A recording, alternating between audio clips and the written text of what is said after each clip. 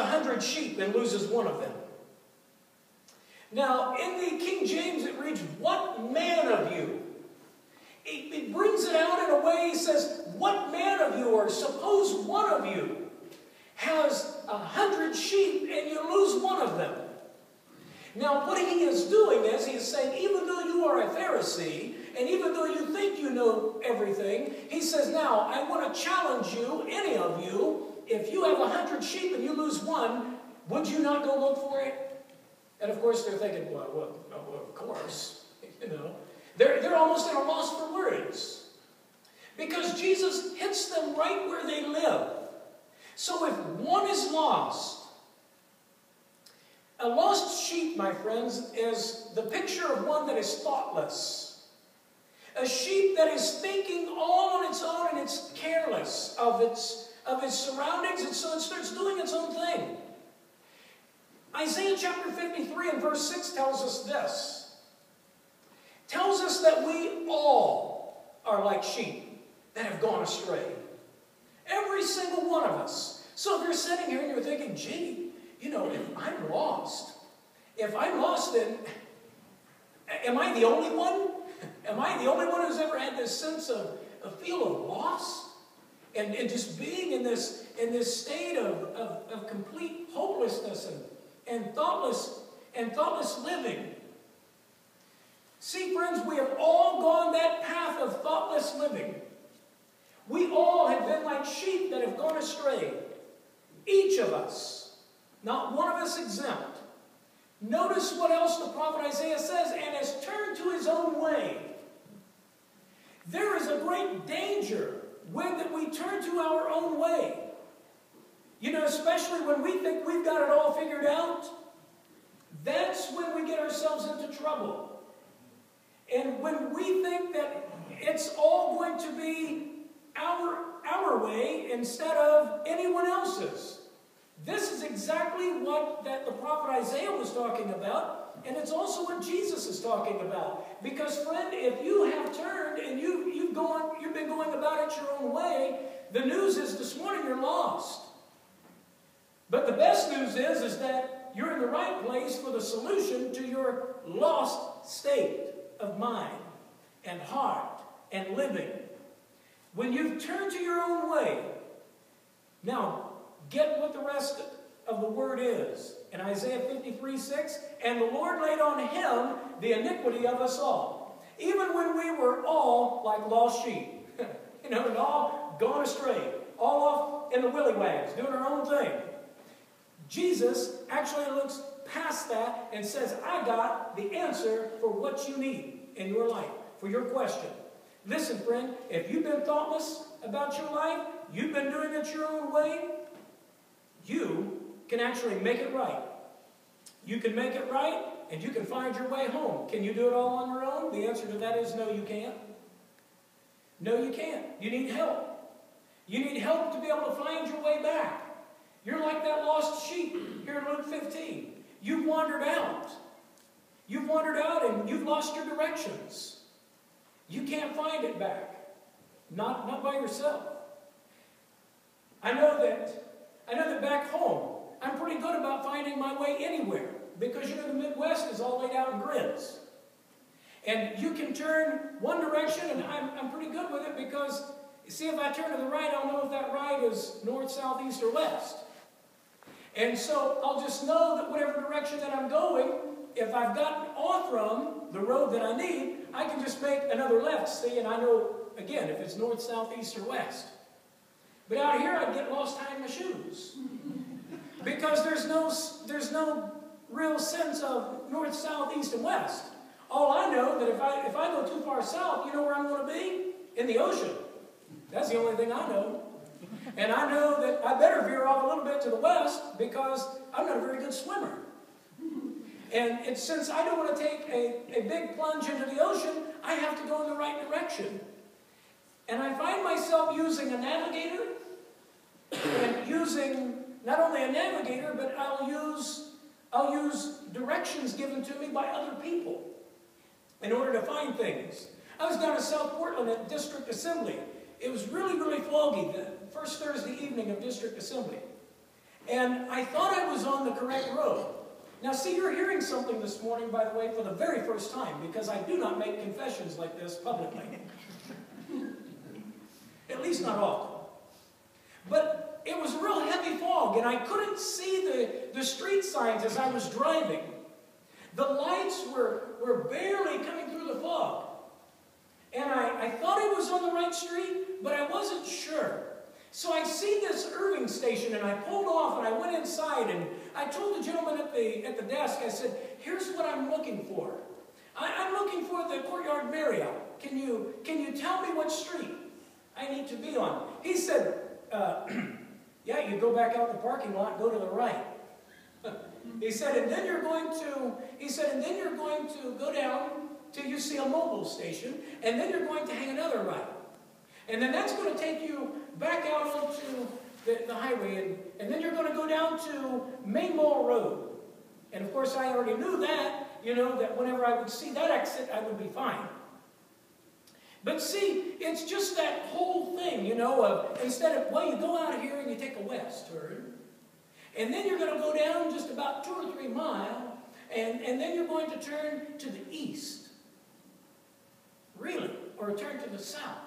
You see, all of these things are so different. And so it's all in how you're getting directions.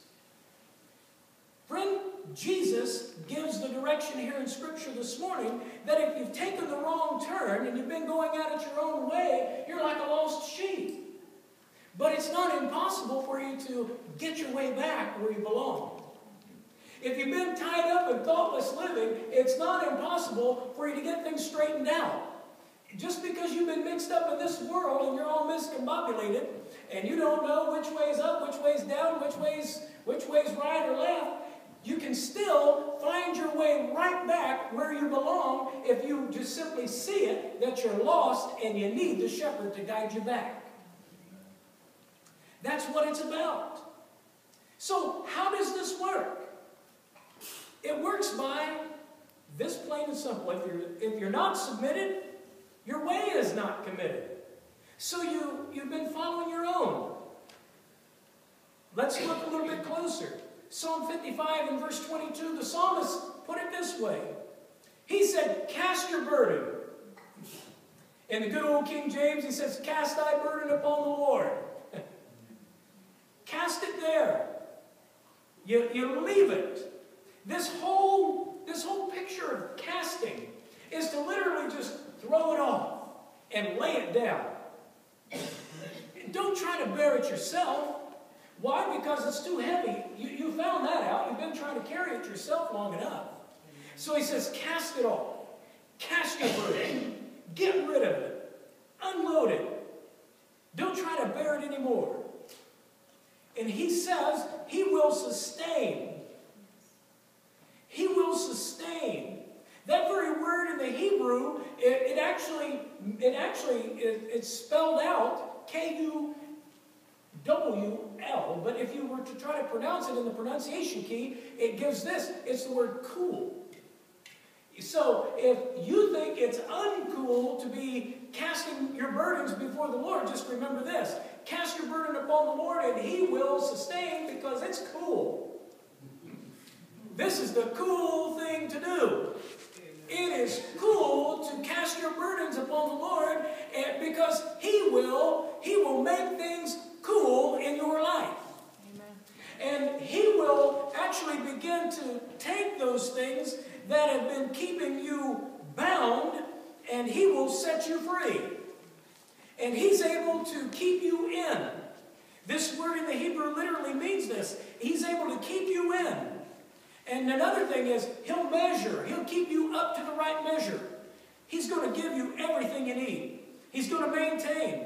The things you couldn't understand, guess what He's going to help you do? He's going to help you comprehend. He is going to help you catch it, in other words. You hear a lot of the young people today, tell you that, you don't get it. Or they say, you're just too old. That's what my kids tell me. They just say, Dad, you're old. And I say, you kids don't know, but I am one cool dad. Because I am sustained in the Lord, see? I am cool.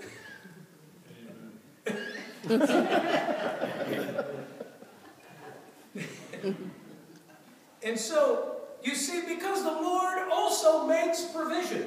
This same word in the Hebrew is used to describe the Lord making provision.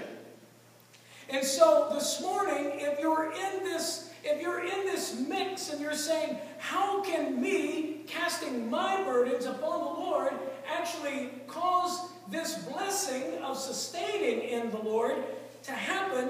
Friend, it's because He will make a way for you. He will make it because He is your provision. See, it works this way. If you're lost, you can actually experience the Lord bringing you out of that lost, thoughtless state that you've been in. Everything might be like a fog to you. You may not be able to find your way on your own. You've been turned around and you're lost in the city. You're kind of like the story of the little girl who lost her way in the streets of London. And she was trying to find her way back home. And every street she seemed to turn down, it would have some things that were familiar about it, but then pretty soon she would find it wasn't so familiar. She had to admit she was lost. She found a police officer, and she began to tell the police officer her condition. She said, I don't know why I can't find the street where my home is, but I just can't. I'm lost. That was the first thing she had to tell the officers, that she was lost. The officer said, well, what is your address? She said, I don't know.